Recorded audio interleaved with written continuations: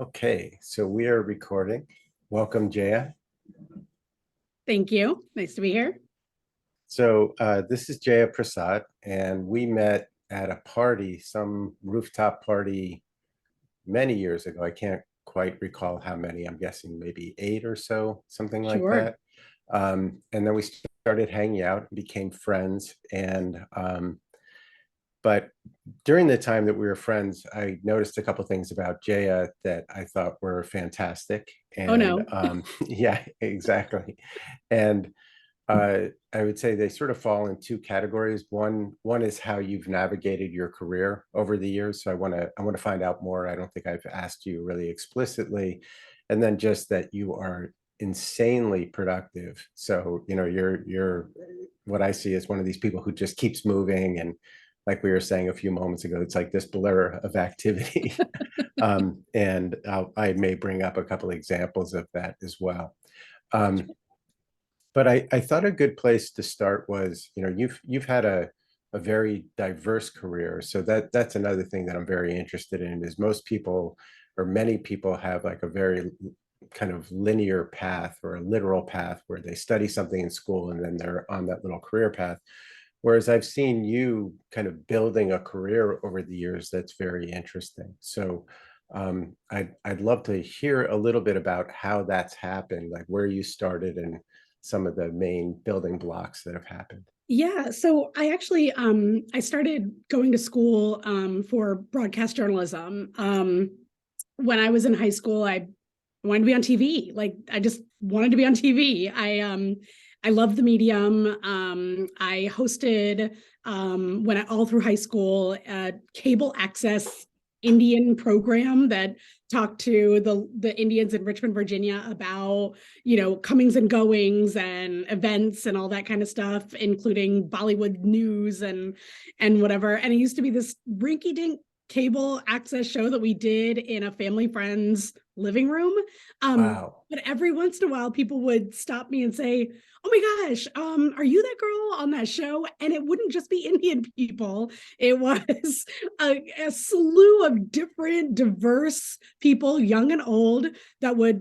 It would be randomly in a grocery store, randomly at Kmart or whatever. So it was really interesting to kind of be that person. I thought, oh, TV, that's what I want to do. I want to be like spreading the good news, and I want people to kind of know me.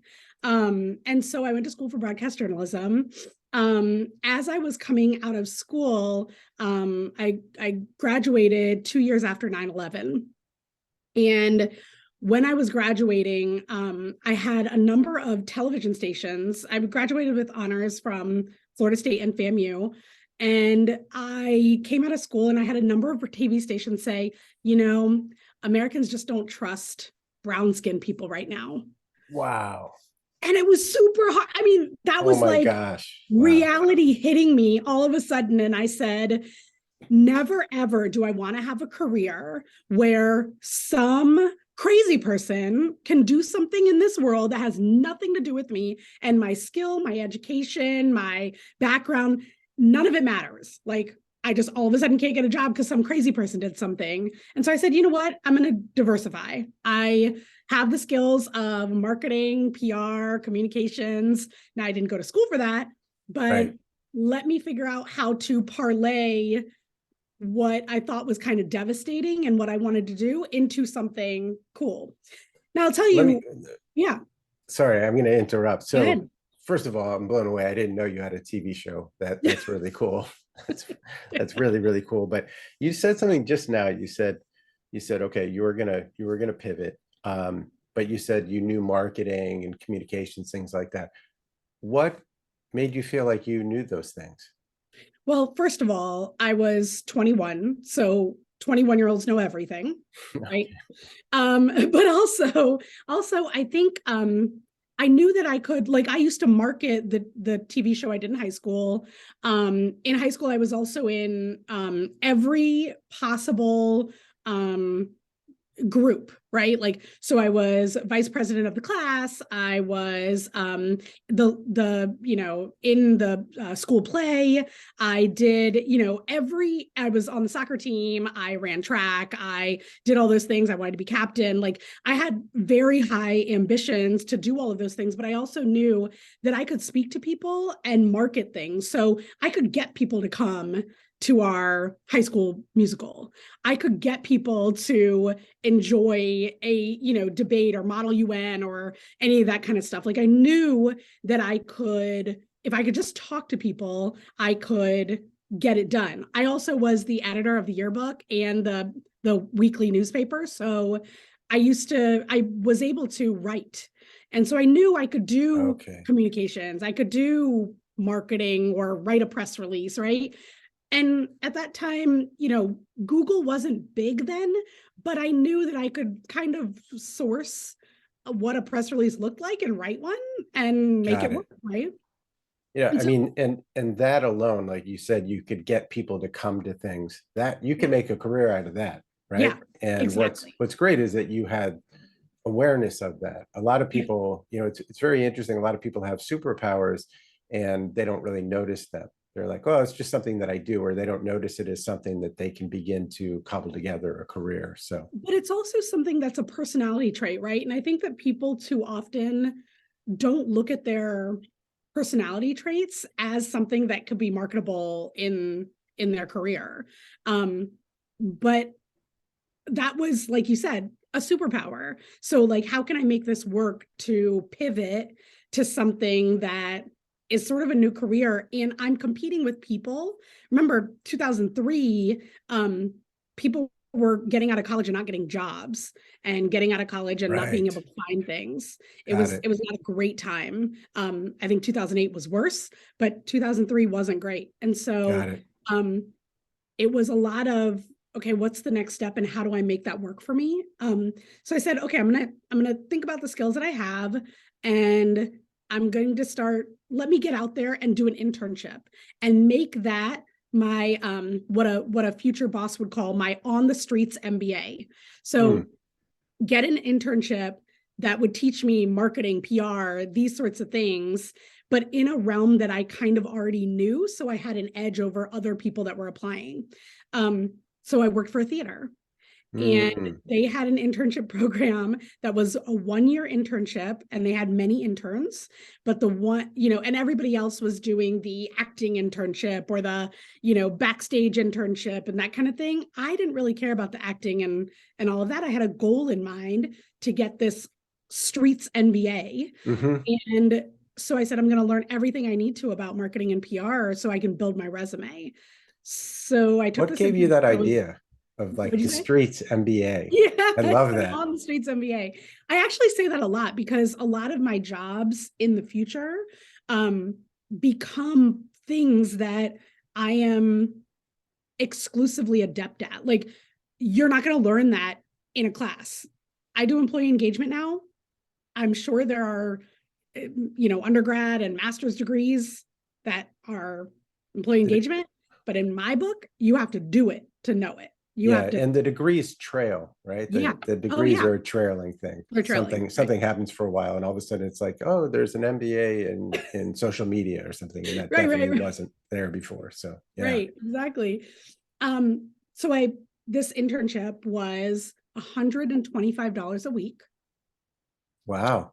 So you were It flush was with cash.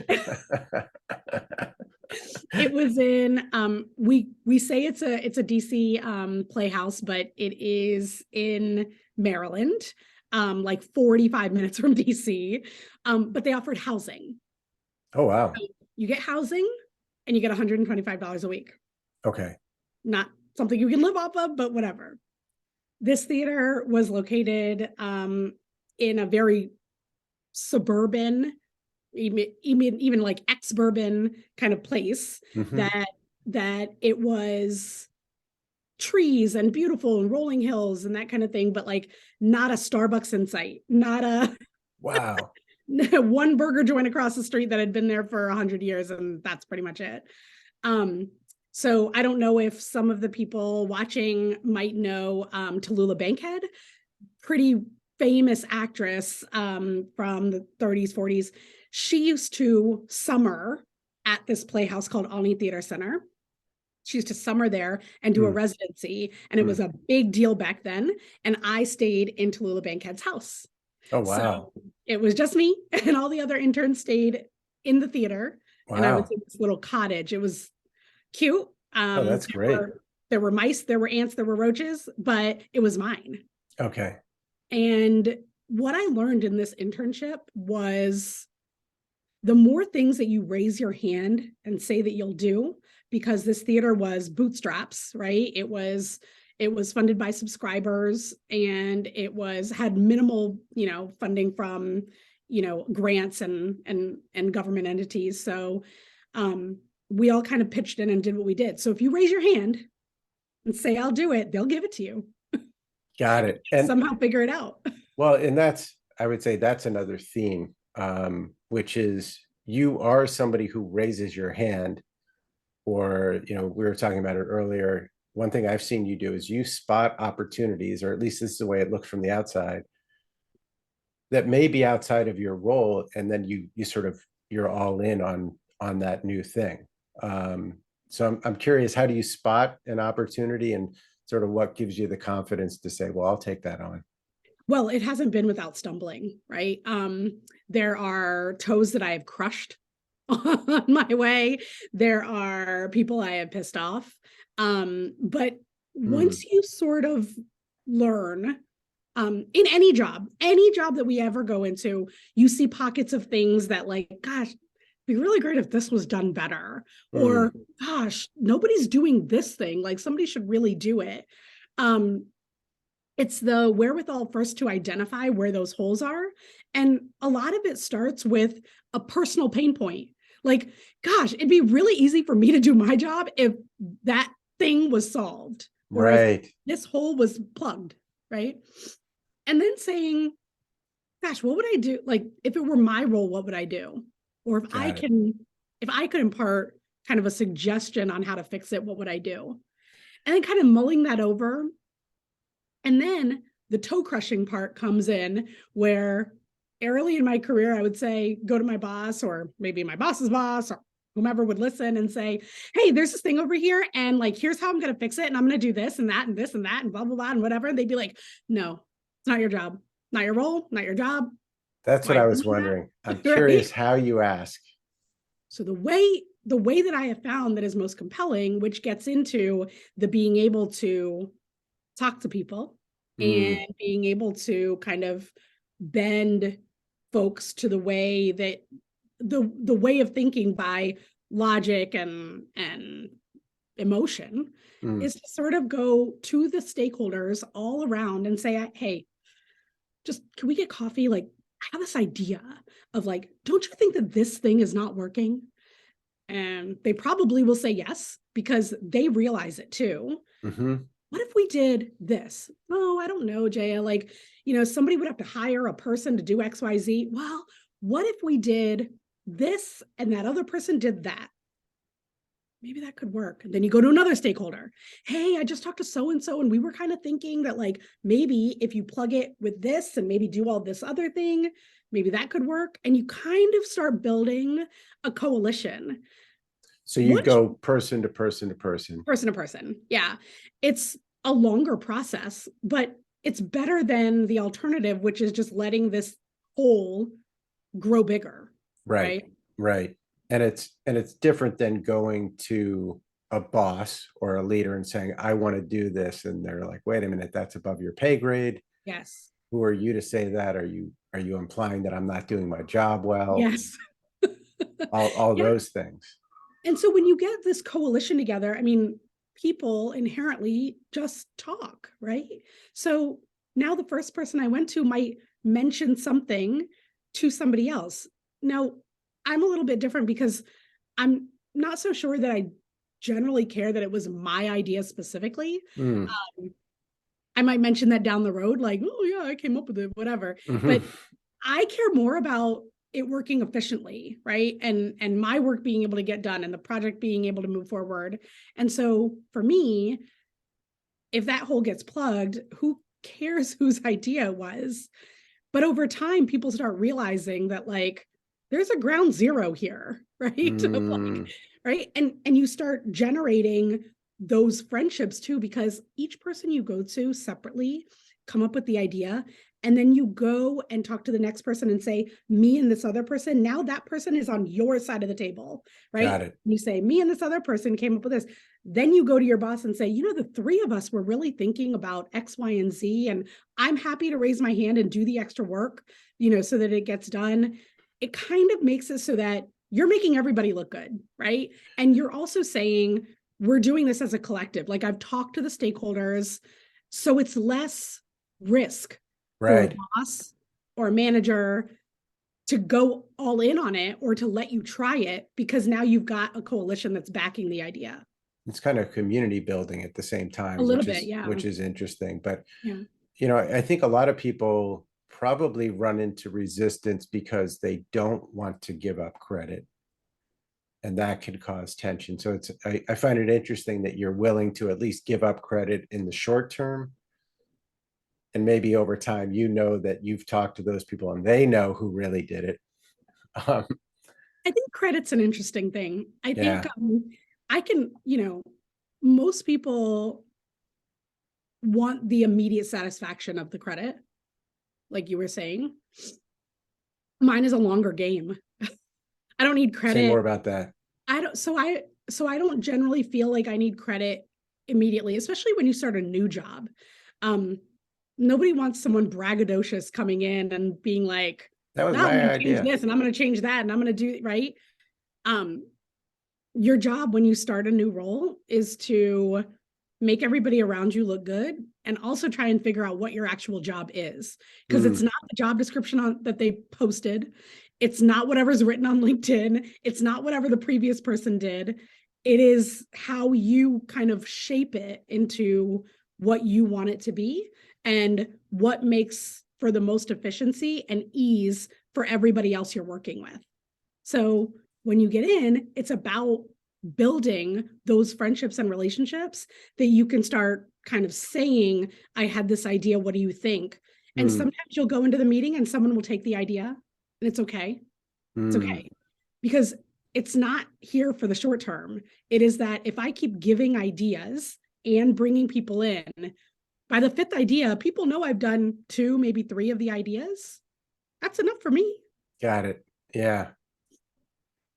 And at times that's led to a new role for you, right? Yes. Yes. So can you talk about that a little bit, or how that's happened? So I think, you know, I used to, when I was younger, have this need, and I still fight it today, of being the smartest person in the room. You're in a meeting, you want to show them that like you know something and you want to say it and that kind of thing. Sometimes it's not about what you say. It's about when you say it. And a lot of that is what leadership finds interesting about giving you a role. So I know in a meeting with my boss and higher leadership, I absorb everything that everyone's saying, absorb. So if they're presenting an idea, absorb the idea, how it's presented, and then also absorb the dissent. Who said it? Why are they dissenting? Because that's the way that you then move forward. Okay, we take the idea back. Say, these are the reasons that people don't want to do it, or they're apprehensive, or they don't think it's going to work. And then you start targeting every one of those in the morphing and changing of the idea or the project to satisfy those naysayers, or to somehow answer whatever those naysayers are resistant towards. I think that helps in leadership starting to see that you're not just talking every time you have an idea. Right. You're not, you know, you're listening. You're really paying attention and you're willing to do the work. Look, rework is annoying, and I have thrown, you know, a pen or two at the wall when I have to go and redo a strategy or redo a press release or redo a marketing campaign. but that's where you're not going to get everybody on board if you don't address what people are worried about People's or what they're objections. resistant about. Yeah, and get over those. And I think leadership starts seeing that you're able to do that, and you're able to keep morphing and changing, even though I'm a little bit of a hothead. So but I do that privately. Or at least Okay. So that's very interesting. But so I have to ask you, you said you have this thing, you want to be the smartest person in the room. yeah. I don't know what you're talking about. Yeah, no. So what I'm curious is what have you done internally for yourself to balance that so that Yeah. you can show up and be effective and not need necessarily to be the smartest person in the room? Yeah. So I will tell you, I'm a work in progress. I Okay. don't always get it right. A lot of times when I have an idea, I had a boss a couple of jobs ago that said that she thinks that she thinks I think faster than everybody else in the room. Mm, And she didn't mean it as a compliment. So she said, I think that's great for you, but you need to bring people along. So you can't just blurt out the answer because people aren't there yet. got it. And I said, but I know the answer. But I And know oh the my answer. God, like I've got to get it out, right? Like I know the answer. I know the solution, right? I can fix it. But people don't want to hear that. They want to feel like a part of it, right? And that's the piece I was missing from early in my career. Even though I would talk to every single person and that kind Yeah. of thing, we'd get in the meeting and I'd present it. Or somebody would present a problem and I'd have an answer and I'd have it immediately, right? So now what I do is, because she said that, and she said I need to bring people along, I have a solution and I sit. And I'm not the first person to respond. And I let 2 or 3 people say a thing. Mm, And if somebody says my idea, it hurts me, like mm, actively hurts me because I knew it, right? But I don't get upset about it. I internalize and I build. So they said the solution. I missed my chance. I want to be first. I want to know it. I want to have said it. I want to be smart, right? But what I do is I then take that solution that they gave, which was mine, by the way, and build on it. For the record. For the record. But I build on it and say, yes, I think that's a fantastic idea, Jane. Here's maybe a couple of ways that we can do it. And I just start moving, but I don't give too much. You give 2 high-level points and then shut up, right? And why is that? Because you don't want to take all the oxygen out of the room, but also people need to come with you. So I'm already on step 5. The room is on step 2, right? I'm already in my mind. I've already written the strategy. I just need to put it on paper, but I've already written it. But until I actually write it and get people's buy-in, I haven't really, whatever I'm blurting out is not being absorbed, right? It's sort of that mentality of, what is she talking about? Or such a blowhard, like thinks she knows everything, right? That's how it comes off. And your excitement to have the right answer and to blurt it out comes off sort of arrogant. So recently, have you felt like you're able to bring people along more easily? Like when you come up with an idea, or both that socializing of the idea ahead of time, which I love. And yeah, I guess what I'm wondering is, what's that process of bringing people along? Because I think that's the secret sauce in a certain sense. Like, I think everybody who's been in a meeting has had that feeling of like, oh my God, I know the solution. Why isn't anybody listening to me? So it's like, how do you bring people along? Yeah. So it is a lot of talking. But from the early days of being on television, I have the gift of gab. So I sort of, talk to people about, solutions or ideas. And I'll tell you, Rob, like, not all of my ideas are good. I go to the first person and they'll be like, well, that's a crap idea because of XYZ. I'm like, oh yeah, you're right. But at least I didn't say that crap idea in a big old meeting. Like, Right. I said it to one person. So thank God, right? That saved me. Not saying something stupid. But I think I think that coalition building, I Hmm. like that term.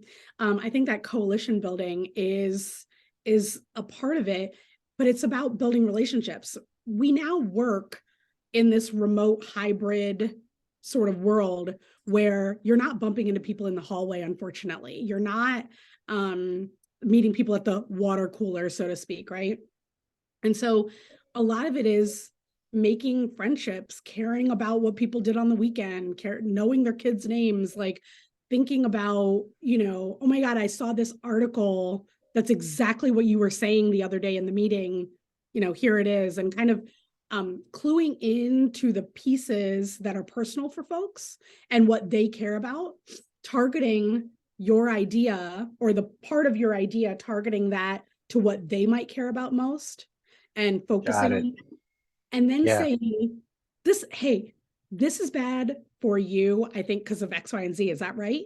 And they'll say yes, or they'll say no, just X. I don't care about Y and Z. Okay. Um, Solutions to fix it, maybe this, maybe that, maybe this, right? And then going to the next person and realizing what they care about and saying, hey, solution could be X, Y, Z. Oh no, it's Y. It's definitely Y. Mm. Like that's, and then you start kind of piecing it together. But it's about trust too.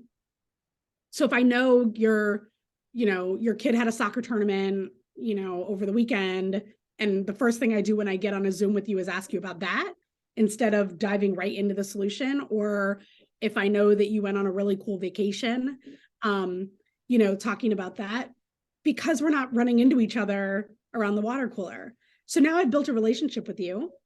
You know that I genuinely care about you, right? I remember things that you've said to me. And now we're going to sit on the same side table because I'm bringing something to you that's on a more personal level. I think that's a really key thing, is that you're getting to know these people and actually building real relationships, because people can sense when you get on a call and it's like, well, how was the soccer game? So I can get on with my idea. Right. It's like there's that way of bringing things up that's just a nod to, like, kind of rapport building, and then there's genuinely checking in with somebody, seeing how Yeah. they're doing, and then talking about business. So I'm going to pause This for is hard for one me too, second. though, by the way. Go ahead. Sorry, one second. Sorry, I had to close a window. I was getting noise outside. So we were talking about not just sort of checking in with somebody in Yeah. kind of a bullshit way, and actually building relationships at work.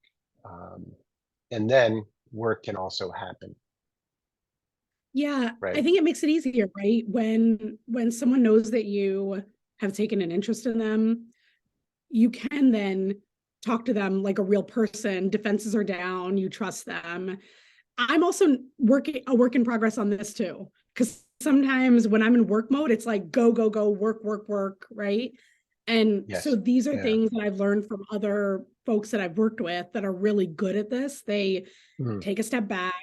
They ask about the weekend. I mean, I can't tell you, beginning of the pandemic, we started on Zooms and people would be like, what'd you do for the weekend? And I'm like, oh God, 20 minutes of like talking to every single person.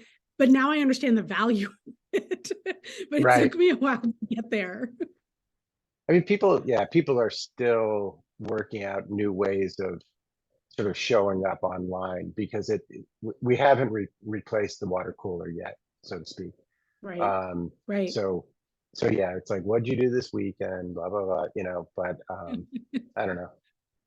I'm curious to see what will be happening a year or two from now, if people, at least some of work is going to continue to be online. So how people navigate that.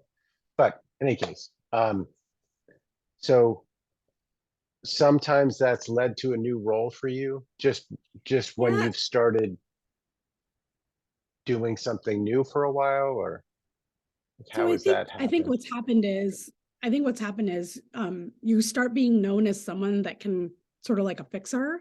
Um, Mm. Even if it's not your role, you might have somebody having a meeting over here. You're not included in it. You're not invited. And somebody might say, it'd be great to ask Jaya. Or it'd be great to ask Mm. Rob, right? Like maybe get their perspective. They really know the legal team, or they have good insight into the HR team, or they worked with this difficult person before, so maybe Hmm. they know how to kind of approach it, right? So once you start building those relationships, you'll be surprised how much your name comes up when you're not in the room. Um, Hmm. and that, because you're talking to all these people. And again, this is an extrovert's way of doing things. I'm not saying this is for everybody. I'm not saying this is the path for, introverts that maybe don't have all these kind of conversations with people. Um, but when your name comes up and you're kind of being talked about, leadership recognizes that. Um, Mm. and so if you're bringing solutions, whether it's yourself or through other people, that starts Hmm. to get known. Um, it's also important to find an advocate in leadership. And I can't I can't speak to that enough. Without an advocate at the director, VP level, whatever level you're at, the next level up, have So a someone skip that, level. yeah, having someone that believes in your ideas, trusts you, thinks you do a good job, um, knows that you get things done. It's it's been the way that I have worked to accelerate my career and to accelerate the things that I'm able to do.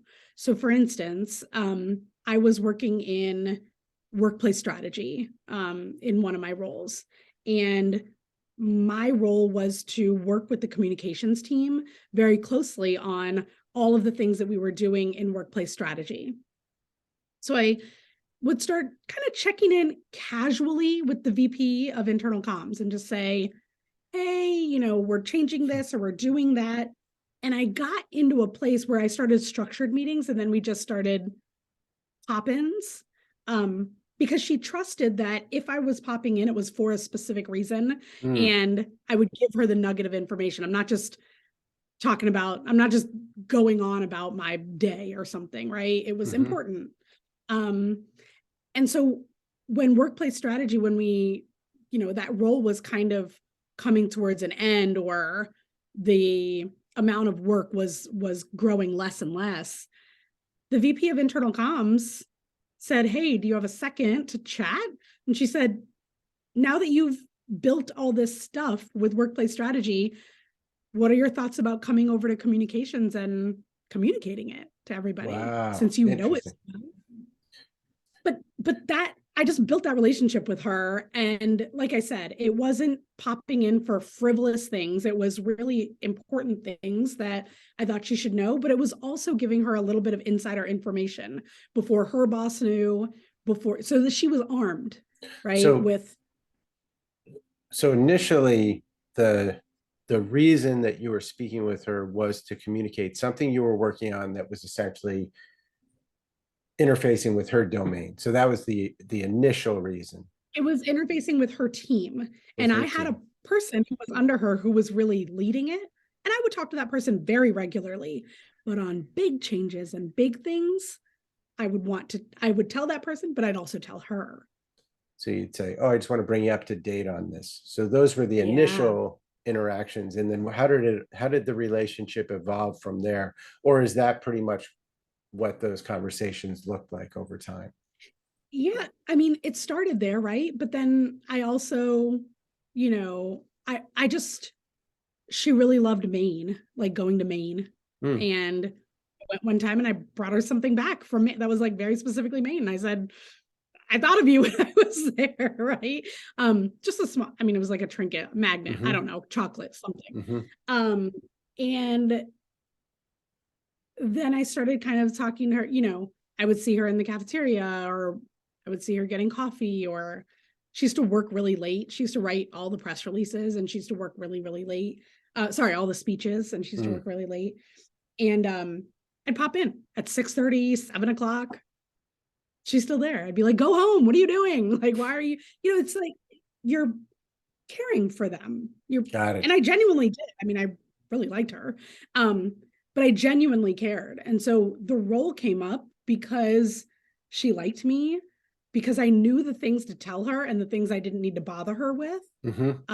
She saw that negotiation that I would do. Mm. And my name was coming up in meetings that I wasn't in. That's great. That's really interesting. Yeah. It's interesting. A few moments ago, you said that this was an extrovert's sort of strategy. But what's Yeah. interesting is usually with one-on-ones, even introverts typically, I guess what I'm trying to say is that what you're doing actually can be a strategy that works for introverts. It's less about speaking up in the big meeting. It's more about Oh, going okay. and connecting with people one at a time. There's a fantastic book called Quiet that talks, I think it's called like The Hidden Power of Introverts.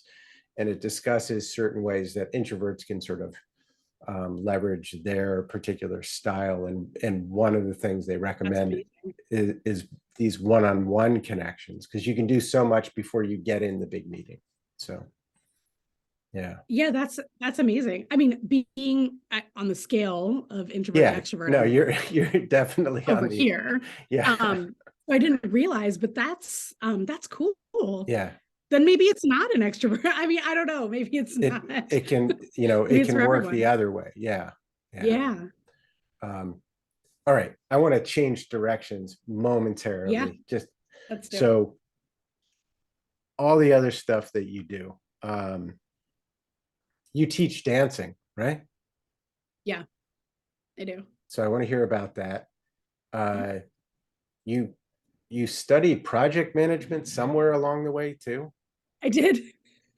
right? So I'm kind of I did. curious how that came in there. You cook like crazy, right? Yep. Yeah. And you like doing house like renovation projects. Yes, and I travel a lot. I And mean, you probably, travel like yeah, all the time. 2 weeks out of every month or so. Um, and not for work, just to Yeah. travel. Yeah. Um, so I think like we were talking about it earlier, I'm like a person always in motion. Mm. A friend of mine used to call me the blur, right? Because like always in motion, always scheduled, always got a million things. I think that helps me keep my mind going. I've always said to my team, like when I have, when I'm managing people, that my best ideas happen not necessarily at work, like work, I'm doing work. Mm-hmm. The time you could think about ideas is when I'm cooking, when I'm dancing, when I'm in the shower, when I'm driving, when I'm something else will spark it. It'll, because your mind is clearer. Mm-hmm. In a lot of ways, you're not thinking about that, the one target that you're Mm. trying to do, and somehow it kind of unlocks something. I think the other thing is that I have this philosophy of never saying no. I just Mm. don't. It's probably not the greatest thing in the world because I definitely overschedule myself for things, but I don't want to miss out on an opportunity, but vice versa. I don't want something great could come of any opportunity. Let me say this. I'm single. When I'm dating, I tell people that like I don't care where we go, like what we do. Even if I say, let's just say, you know, Italian opera, probably not my thing, or like the ballet, Mm-hmm. not my thing, to sit somewhere for 3 hours just watching that. Right. But I think you can think of it two ways. One, if we have a great time, we've had a great time, we have something to talk about. If we have an awful time, we had an awful time, we have something to talk about. Like it's sort of that kind of thing. So it's about trying new things, pursuing, like always kind of being scheduled. A lot of people feel like it would be exhausting to be so scheduled doing, choreographing dance and cooking and being at every event you can possibly think of, and having, Renovating a you know house. renovating a house and Airbnb-ing it and all this kind of stuff, and traveling and whatever. But I think the not saying no works for both personal and also for career. Mm. So I think in personal, you might have gone to Italian opera and hated it.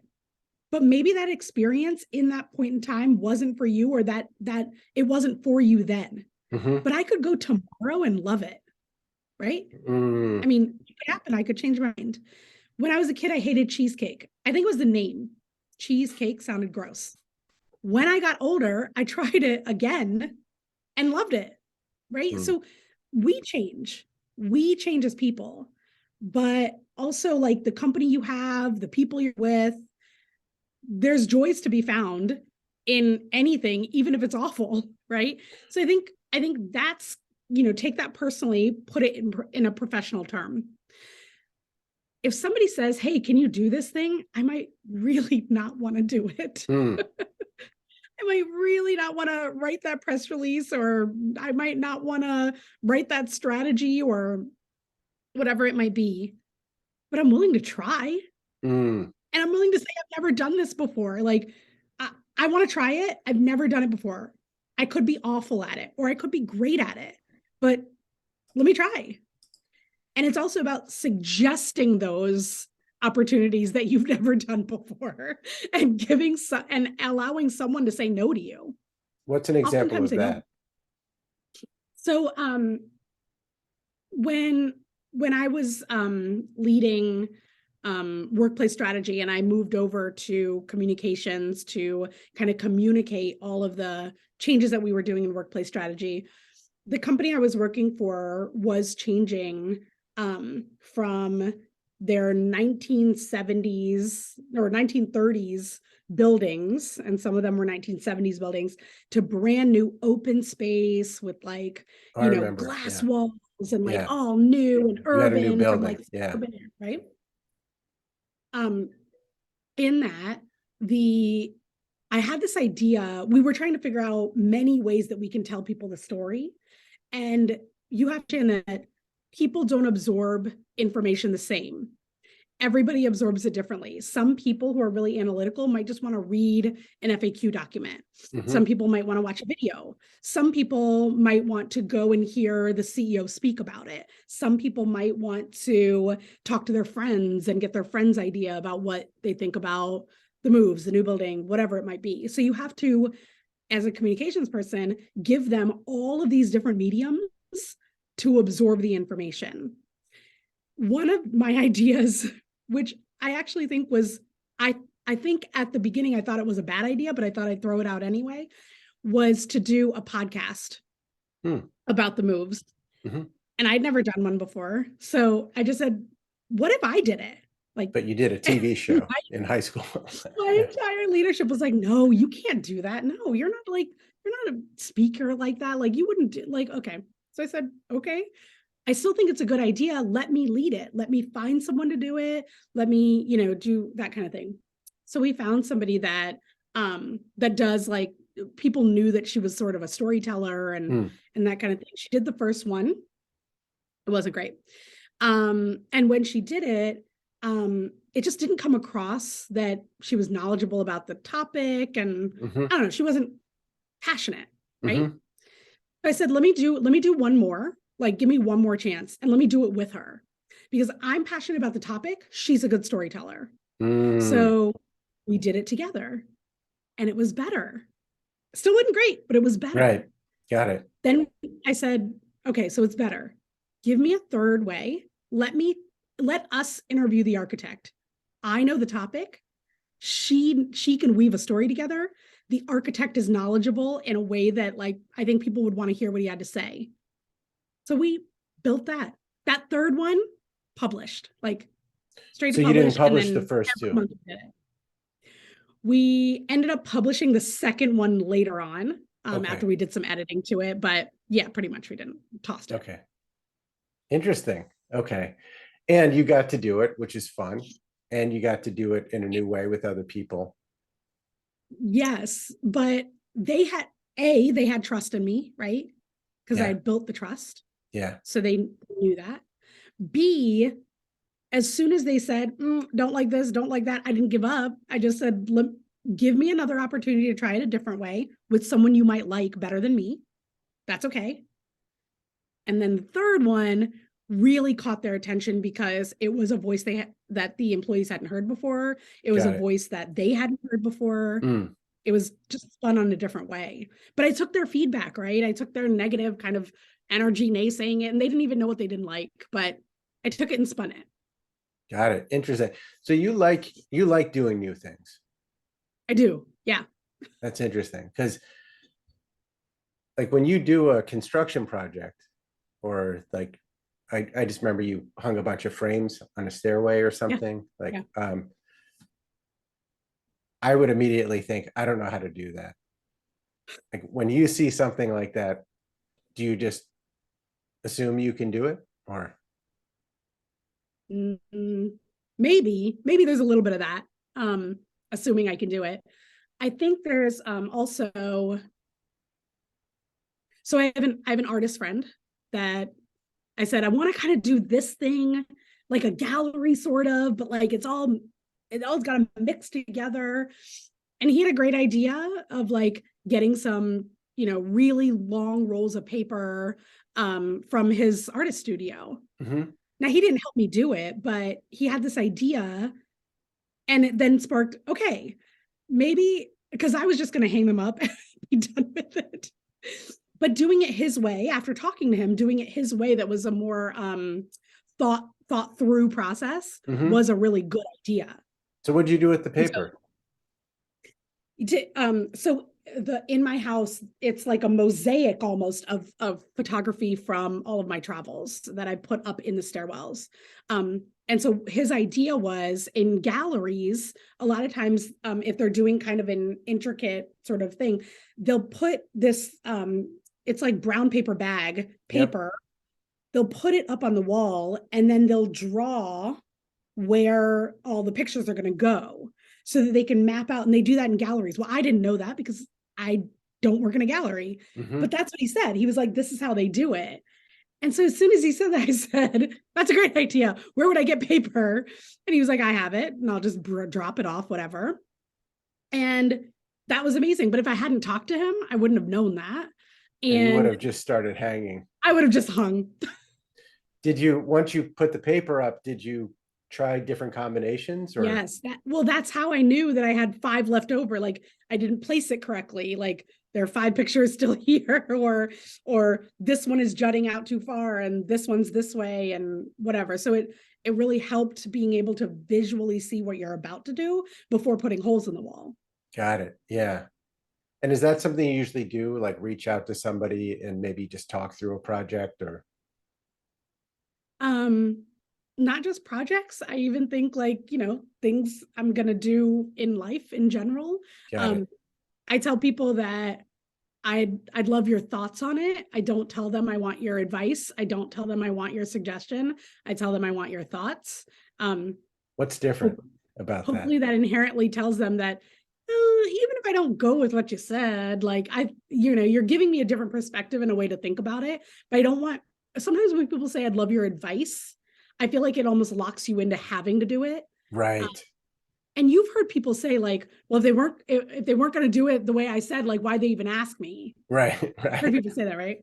Um, so it's not about that. It's about tell me more, like tell me your perspective. And then Mm, Rob, you might say something that is complete. I'm never going to do that. I'm never right. going to do that, right? Likely that I'm going to do that. Yes. But I might say why.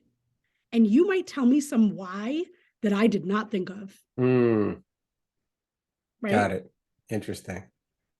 So with the project management, I'm very curious whether you already knew how to do project management and you just took the training to get a credential, or whether you actually learned a lot in the course as well. Um, okay. So I did something a little bit different with getting my PMP. I did events for 10 years plus Right. when I started my career. So I did conferences, galas, like really, really large golf tournaments and that kind of stuff in the beginning of my career. And I learned kind of like how events come together, all the moving pieces and parts, and the plan A, the plan B, the plan C, that all has to be ready to go. and how they kind of work, and it should be seamless to the attendee. And I did that, 5,000 person galas and 10,000 person conferences and whatever. And what I learned in that was that each event was like a project. Now, the PMP team, or the PMP governing board, you have to apply, and you have to have something like 7,500 hours of project management experience to even take the exam. So they won't even take it. You have to show that you have like either a degree and then you can take it, or like you have all of this practicum that you've done in the field. Got it. So when I saw that, I said, well, an event is sort of like a project. Yeah. I mean, what the worst they can say is no, right? So I took every single event that I did and formulated it in the application as a project. And they took it. They accepted it. I couldn't believe it. So you had tons of hours. Tons of hours, yeah. Of putting together events. So was that just a designation then, or was there an actual training too? I thought you went and did some sort of certification training. Maybe I misunderstood. I did. Oh, okay. No, I did. So just to be able to take the exam, you have to apply, and you have to have this many hours, and you have to prove it to them, and you have to give them contact names, numbers, people they can, I mean, it's a crazy application process. Right. Then they say, okay, you can take the exam. You're like, thank you, I guess. Right. And it's a 4-hour exam. And so then I took one of those crash course, like for dummies, PMP courses. Right. I learned structure. The most important thing I learned, Rob, is nomenclature. So when you get into corporate, all that PMP like buzzwords, people use them all the time. Yeah. I didn't know what they were saying. I took the PMP class and I'm like, oh. So the exam is really hard, especially if you haven't taken an exam in 15 years, which I hadn't. I'd been out of school for a long time, so hadn't taken it. And it was really, really hard to take a professional exam after that long. Most of it was about like, I drink a lot of water during the day. You can't have water. You have to keep both feet on the ground. It's like all the psychological stuff there was tough, right? Because people have come up with real innovative ways to cheat. So that was actually harder than the actual exam. The psychology of it, of sitting in a room with other people in a cubby hole, no water, no chapstick, feet on the ground, taking the exam. Amazing. I can't imagine. That's like torture for you. It's super weird. And obviously, like, I'm sitting Indian style right now. I don't sit properly in a chair. Like, so I think what I wanted to do by getting it was legitimize in a corporate world all that stuff I had done for the last 15 years. Because when you say event planner, 100%, when you say you're a corporate event planner, people will say, oh my God, I planned my brother's bar mitzvah. Right. Like, they're not this, like, right. The same. Exactly. Yeah. And so I thought the PMP would legitimize it. Let me just tell you, it did more for me. That 4-hour exam did more for me than I ever could have thought. People look at this PMP, which, by the way, again, it's one 4-hour exam.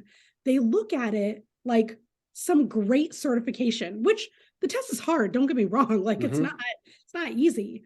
But after all that work and everything, the way that people look at it is shocking. I did not expect that. Well, it's it's something that I've noticed over the years, is that people who have gone through even rudimentary project management training tend to get more stuff done.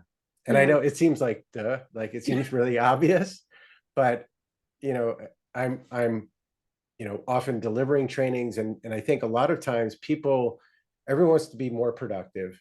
And a lot of times people are looking for psychological tips, which I'm a big fan of. That's my wheelhouse. But I started noticing in class, like, oh, this person's getting so many things done. Oh, and they know how to do project management. And I started seeing this very obvious trend So that's why I was curious about it. And I think around the time that I noticed it, maybe after the third or fourth person, you crossed my mind because, I knew you had been through that. And then I remember you packing to move out of New York. And it was like art. It was like going to an art gallery of meticulously packed boxes. And I think you had labeled each box for where it was going to land in the new Yes. place, right? Yes. So I Yeah. was like, so But that comes from the event management background. So that's the other thing that we were talking about in the beginning is about thinking about the skills that you have in a different way. So I thought about the event management skills that I have in a different way that like, would how can I leverage these? How can that I, would be yeah. effective for corporate, or that would be effective in a different place, that people would see it differently. And sometimes, Rob, it's just about the stupid label. It has nothing to do with the skill. It's about the way that you say it. So not So like just saying I'm an that event event, planner. Yeah. yeah. So not event planner, project management, right? They're the same thing. Got it. Well, I think this is a good place to pause. Okay. And if I'm lucky, I can get you to come back another time at some point in the future. I'd love But to. but thank you so much. This was really fun. Thank you so much. All right. Talk to you soon.